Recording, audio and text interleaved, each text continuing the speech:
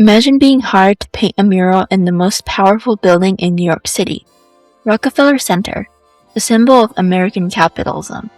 Now imagine painting Vladimir Lenin right in the middle of it, and not as a villain, but as part of the future. That's not just bold, that's career-ending bold. Except Diego Rivera didn't end his career, he made history. Welcome to Articulated, the podcast where we ask big questions. Like, is that a banana taped to a wall or the fall of capitalism? I'm your host Youki, and today we're diving into how art and politics have always been intertwined. By the time you finish listening, you'll leave with existential dread, but also knowledge that will save humanity. Today we're talking about one of the most controversial murals of the 20th century, Man, Controller of the Universe, a work that asks a question that still stings today. Who gets to control the future, and who gets painted out of it? Before we talk about the mural, we need to understand Rivera himself, because the story only makes sense once you realize one thing. Rivera wasn't the kind of artist who painted what people wanted. He painted what he believed people needed to see. Diego Rivera was born in 1886 in Guanajuato, Mexico, and he showed talent early.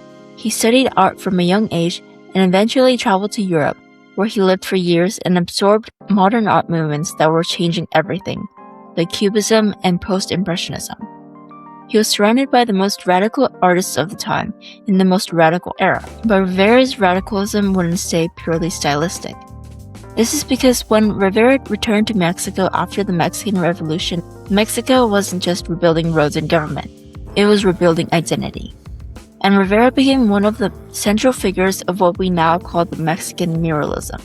Public murals meant for the people, painted on the walls of schools, government buildings, and city spaces. His art wasn't meant to sit quietly in a museum.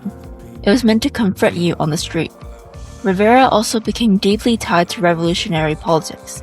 He joined the Mexican Communist Party, and his work consistently centered the lives of workers, farmers, and indigenous people, not as background characters, but as the true engine of history. Even his personal life mirrored his art. Intense, controversial, and impossible to ignore. His marriage to Frida Kahlo was famously passionate, creative, and chaotic, filled with both admiration and betrayal. Rivera's life was never clean and contained, and neither was his art. So when Rivera accepted commissions in the United States, he came as himself, which leads us to the moment where he was hired by the most symbolic family in American capitalism. In the early 1930s, the United States is in the middle of the Great Depression. People are losing jobs, stability is collapsing, and progress suddenly feels uncertain. At the same time, art is being pulled into politics everywhere. In Mexico, murals are revolutionary. In Europe, propaganda is rising. And in America, public art is expanding.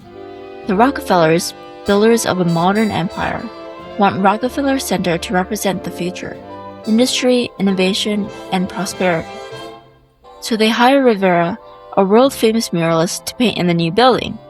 His commission was originally titled Man at the Crossroads, looking with hope and high vision to the choosing of a new and better future. Even that title sounds like a compromise, like optimism. Like a mural almost everyone could agree with.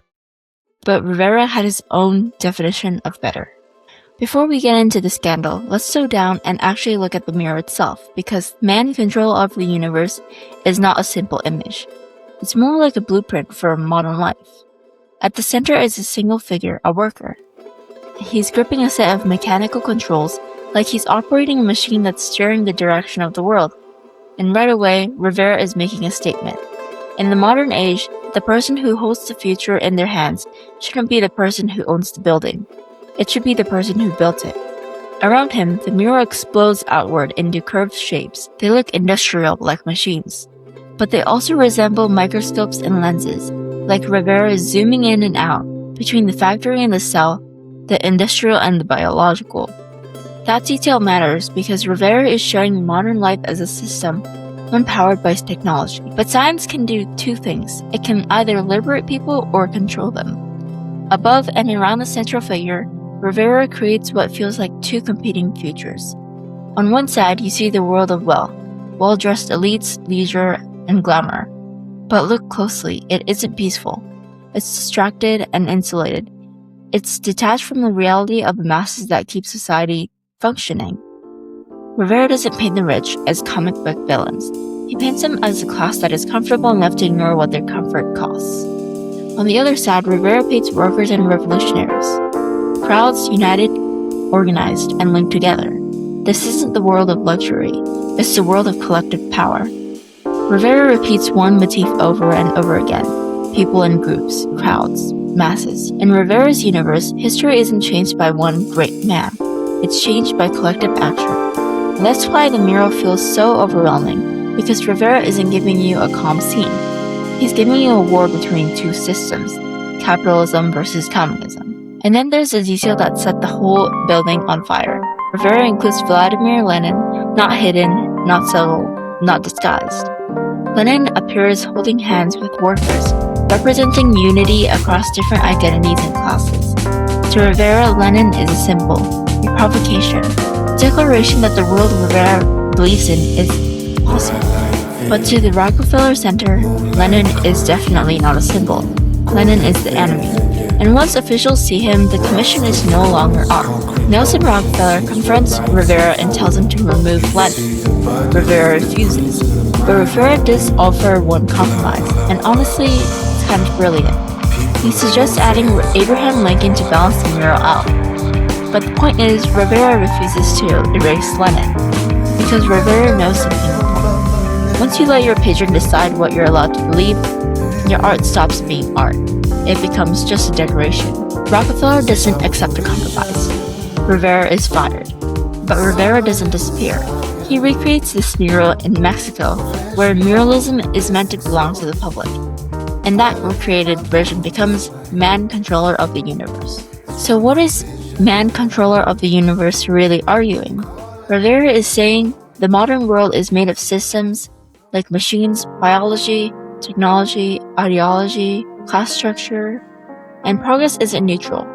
Progress is always controlled by someone. The central worker in the mural becomes a symbol of choice. Will technology serve people, or people serve technology? And Rivera dares to answer, the future belongs to the people who actually build it. Rivera painted a worker controlling machines, but today it sometimes feels like machines are controlling us. Algorithms decide what we see, corporations decide what survives. So Rivera's mural becomes even more relevant. Sometimes it isn't a mural being destroyed. Sometimes it's a voice being buried quietly. When art depends on the comfort of power, the first thing power demands is silence. Diego Rivera didn't paint this mural to decorate a building. He painted it to argue with the world. And his mural leaves us with one final question. If you could design the future, whose hands would you put it at the controls? Because someone is controlling the universe. The only question is who. Thanks for listening to Articulated, where art meets politics and history refuses to stay quiet. If you enjoyed this episode, share it with someone who loves art or someone who thinks art is just decoration. I'll see you next time.